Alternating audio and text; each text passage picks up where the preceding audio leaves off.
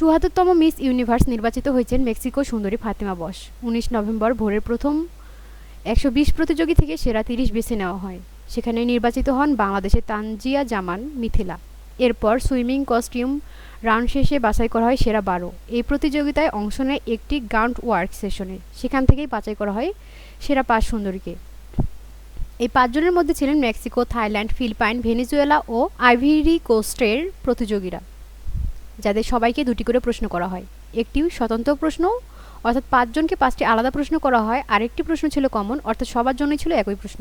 Common প্রশ্নটি করার সময় ৪ জনের কানে ছিল হেডফোন, যাতে তারা কিছু শুনতে না পায়। দেখে নিন মিস মেক্সিকো ২টি প্রশ্নের উত্তর দিয়ে সেরা হয়েছেন। প্রথম প্রশ্ন, ২০২৫ সালে আপনার দৃষ্টিতে নারী চ্যালেঞ্জগুলো কী এবং কিভাবে আপনি মিস ইউনিভার্স খেতাব ব্যবহার করে বিশ্বের নারীদের জন্য নিরাপদ স্থান তৈরি করবেন? ফাতিমার উত্তর, নারীদের জন্য পৃথিবীটা এখনও চ্যালেঞ্জের।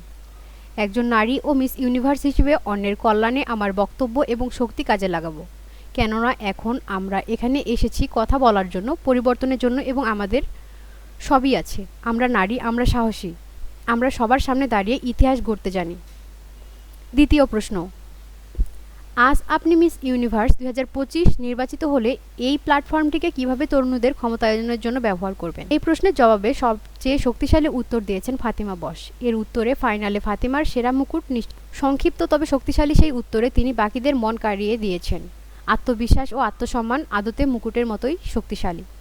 ফাতিমার উত্তর, মিস ইউনিভার্স হিসেবে বলবো, নিজের স্বকীয়তা শক্তিতে আস্থা রাখো, নিজের ওপর বিশ্বাস রাখো। তোমার স্বপ্নের মূল্য আছে, তোমার হৃদয় অমূল্য। তোমার মূল্যের সম্পর্কে অন্য কেউ যেন সন্দিহান না হয়, কারণ তুমি মূল্যবান।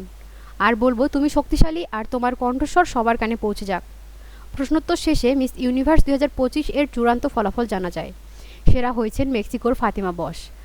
বাকিদের মধ্যে থাইল্যান্ডের প্রভিনার সিং প্রথম রানার আপ, আর ভেনেজুয়েলার স্টেফানি আবাসালি হন দ্বিতীয় রানার আপ।